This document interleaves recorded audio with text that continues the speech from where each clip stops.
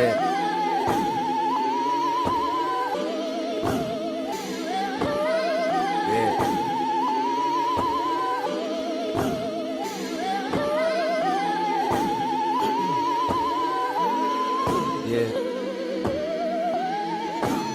Now I was dreaming about a deal at the age of 13. I was fiending for the meals, I ain't talking Burger King. Some of my niggas in the field, all they did was surf. I'm born and raised in San Diego my whole life.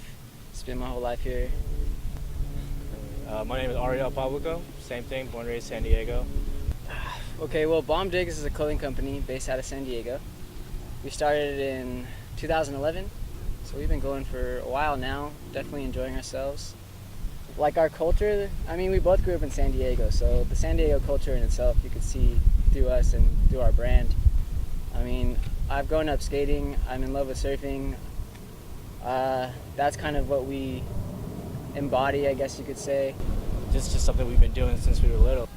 And we just kind of took it to the next level a couple of years ago when we decided, hey, let's make it happen on some t-shirts, you know? Well, I mean, like, we love the same music, we love the same art. We kind of dress similar. Obviously, our style is very similar, which is a trip. You know, I never thought I would meet anybody, let alone the co-founder of our dream. You know, it's crazy. Ultimately, we want to tackle the globe. We're not trying to be specific to a certain person. Yeah. I think Bombdiggs is so universal in its meaning because it means like dope, cool, and anybody can be cool or anything can be cool. It's like a pretty crazy story when I think about it. It's not like we were just like, hey, let's start a clothing company, call it Bombdiggs, and start making shirts. It was really, like he said, we've been drawing forever, and we've always wanted to just create. And when we were freshmen at State, we took this philosophy class. It was like an eye-opener, because you know, in high school you learn all like the systems, like you learn what's right, I guess you could say, book-wise. And this guy was challenging all of that.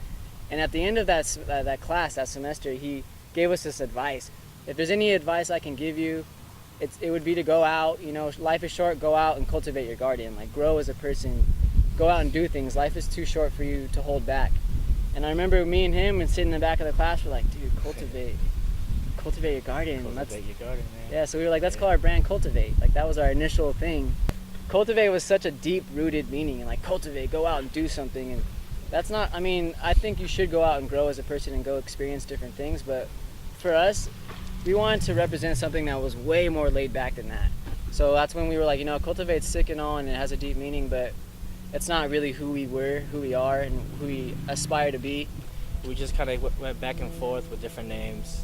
When the name Bombdiggs came up, it kind of just was like, that's it, you know? Like, he was down for it, I was down for it, and then we kind of said, all right, well, what does this really mean to us? And, I mean, people know the word Bombdiggity. So we kind of want to use that old school flavor, bring it back, but shorten it up a little bit, just because it sounded a little corny with the iggity part on it. Yeah, bring it to today's age. You know? And so from there, going back to that question you asked about the thumbs, since Bombdiggs is all about positivity and like, you know, good vibes, like the fist bump. Yeah, like you know, a universal sign for friendship. Wherever you go is like, if you know someone, you give them a handshake or a dap, or like you give them like a hug or something. So the fist bump is like universal acceptance or like friendship, you know. So having the positive thumb and the two going together, it's like friendship and like positivity. Yeah. And then lo and behold, also represents a B and a D. So like you put them together, I mean, you could see it. It's a B and a D, Bombdiggs. So it all works. I mean, it represents who we are, and it fit perfectly. We both create the designs ourselves, you know, like he was saying, pen to pad. We all create it. Sometimes the idea comes with us at a random spot. We could be at a restaurant, like you said, we draw it on a napkin, and that's like the starting point, because that something inspired us, and boom, we had to get it out of our brain, put on something, and then we'll take that, and because of all the things I've learned through graphic design, I'll be able to digitalize that, you know, make it crisper, cleaner, different variations, add color, you know, do a bunch of explorations until we finally come to the one after X amount of time, like this is it. So our roles, I mean, we both are the artists and we both run the business. Like, it was kind of like learn as you go, which is scary, you know. We were tossed in the water trying to learn how to swim. Mm-hmm. I'm thankful for a bunch of friends that we've had that were able to, you know, lend hands and show some support. Oh yeah. So we were able to get pushed in the right direction for a lot of things. To be honest, I think the biggest accomplishment that we have is just the fact that we're still as heavily involved in it as since day one. I feel like we both still have that passion. I remember when we first went to our very first printer, we walked in and we were like, yo, we want to get some shirts printed. And he was like, yo, you know, clothing company, it's a saturated business. There's a lot of people out there. There's so many clothing companies. They all have their own story, and I'm not trying to put anybody down, but there's so many. He was saying, I have hundreds of people walk through my door every week, start a clothing company, never come back. I never see them again. He was like, I don't want you guys to be like that. If you're really passionate, I hope to see you again. And I just kind of, you know, hit home that like so many people started up and don't finish, don't follow through. And here we are, like, if not, you know, just as passionate, more passionate, 3 years later, like loving every minute of it. We do it for the love. Like we literally, like our biggest accomplishment, aside from being still in it, is like when we walk down the street, seeing somebody that we don't know wearing Bombdiggs. It's like, dude, we created that. Like, that's awesome. He's wearing it. He doesn't even know who we are. That's so sick. Yeah, so if Bombdiggs had a playlist, which we do kind of have some playlists online. Yeah, we do. By the way. But if we had like our own radio station type thing going on, it would be a lot of hip hop. J. Cole. Kanye. I'll even trace it. I like Wu-Tang. I go Wu-Tang and Biggie, Tupac. You can't go wrong with them.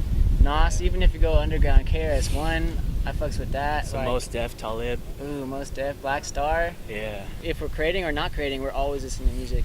But when it comes to creation, that heavily influences what we draw. Like his shirt right there, that Bombdiggs West Coast tee. Oh yeah.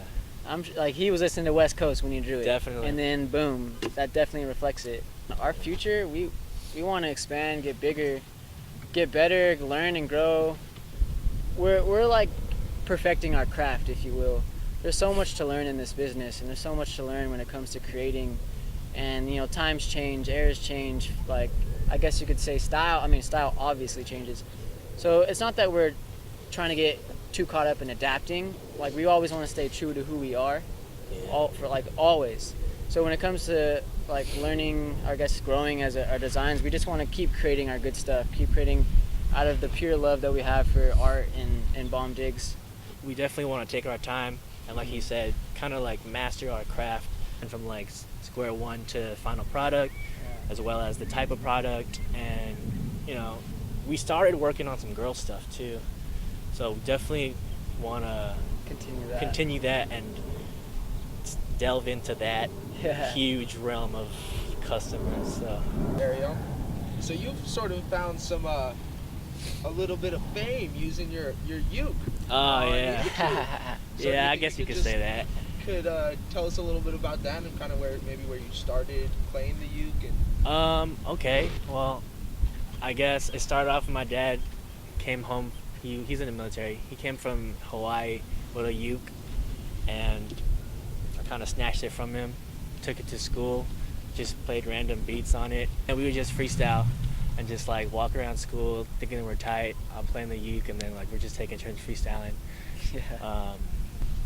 I just started learning hip hop songs on my own. Then I started recording them just for shits. From there, made a couple of videos, put them on the internet, YouTube. Started to get a little buzz, and it kind of just progressed from there to the point where, you know, like the actual artists were actually seeing the songs that I was doing. So like Dom Kennedy saw some of the stuff that we did.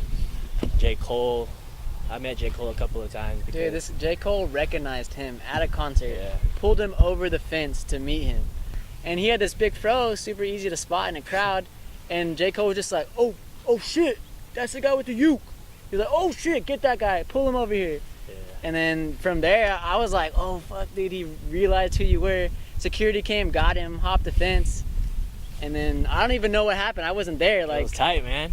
It was tight. I can barely remember the moment because it was like fucking shock. It was like, first of all, he's real tall. I know that much. He's real tall.